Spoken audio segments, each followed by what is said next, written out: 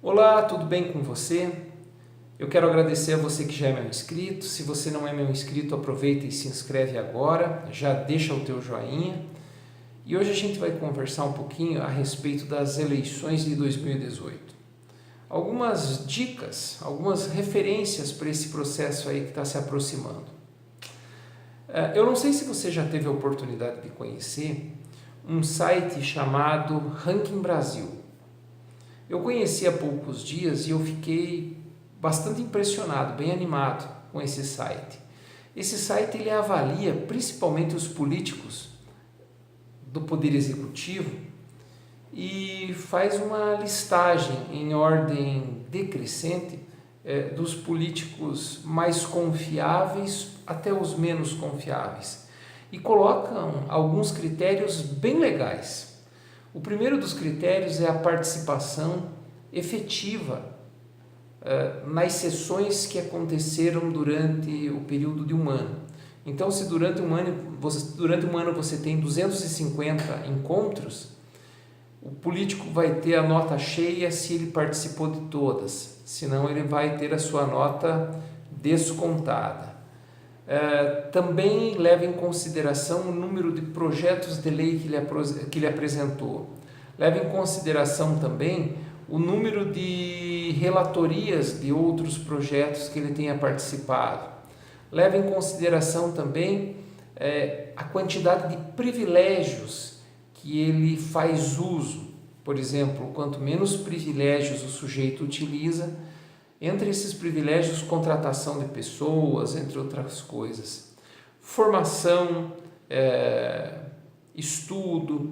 Então, são alguns critérios bem legais, bem interessantes, que ajudam a gente a dar uma olhadinha e principalmente a perceber aqueles que têm um discurso muitas vezes arrogante, um discurso muitas vezes cheio de austeridade, e quando você vai olhar o número de privilégios, viagens, a ausência de projetos, a ausência de sessões nas respectivas câmaras. É bem legal a gente pensar nisso e a gente dar uma olhadinha.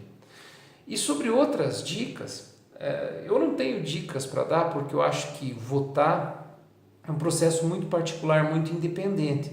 Mas se eu pudesse pensar em algumas dicas para 2018, eu pensaria nas seguintes. A primeira delas é: jamais reeleja quem quer que seja.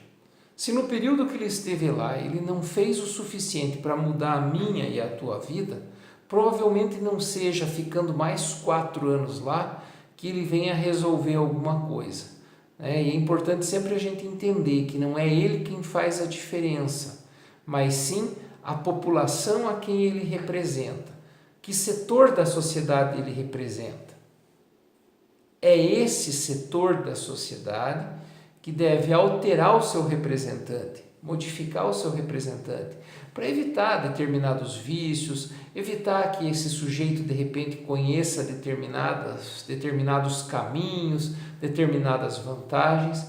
Então, se me perguntassem, a primeira coisa que eu diria é: jamais reeleja alguém.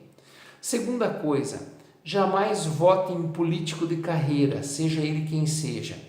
Jamais vote naquele que foi vereador, depois foi deputado estadual, depois de deputado estadual se tornou deputado federal, depois de deputado federal pretende se tornar um senador.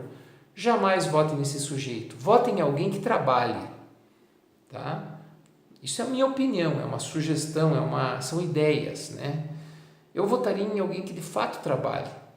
Alguém que tenha uma profissão, que seja um professor, que seja um agricultor, que seja um comerciante, que seja alguém que seja de fato produtivo e não dependa dos recursos ou das vantagens que possa vir a ter sendo aquele político.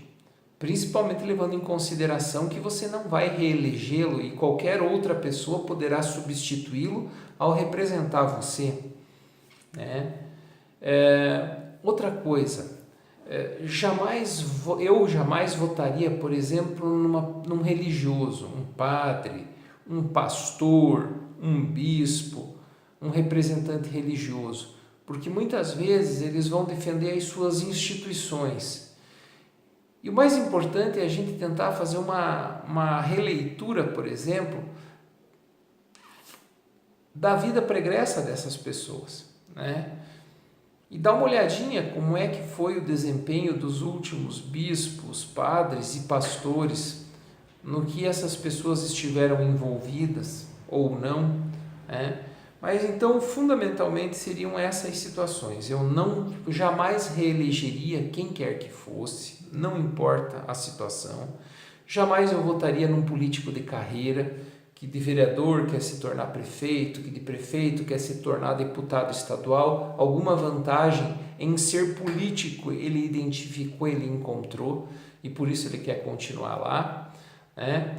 Outra coisa, eu jamais votaria em um sujeito, por exemplo, que eu não tivesse o telefone, não importa, nem que seja presidente, né?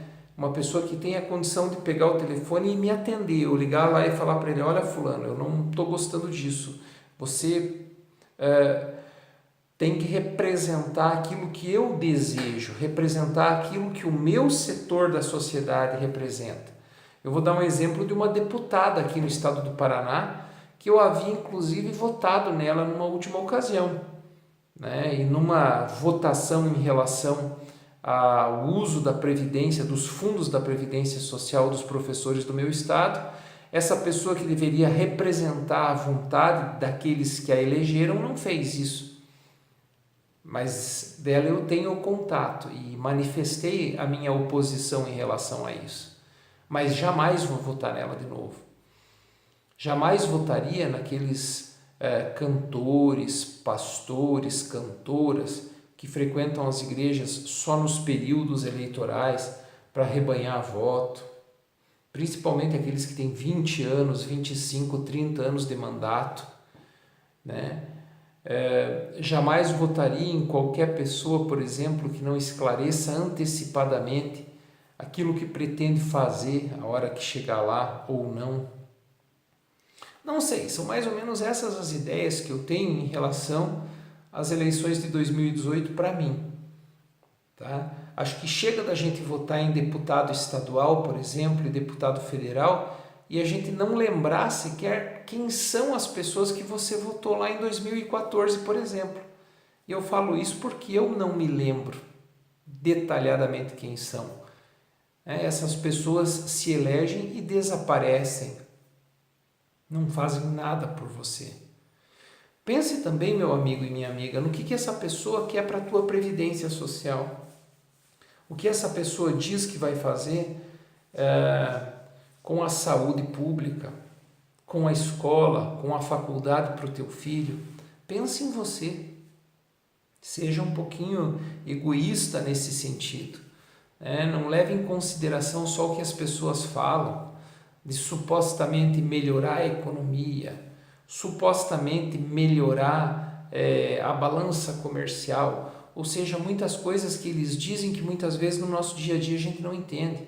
E quando a gente começa a decifrar e começa a traduzir o que essa gente fala, a gente fica um pouco assustado, né? Quando eles falam a respeito da melhora da economia, eles estão dizendo que, olha, os patrões têm podido contratar mais pessoas por salários menores.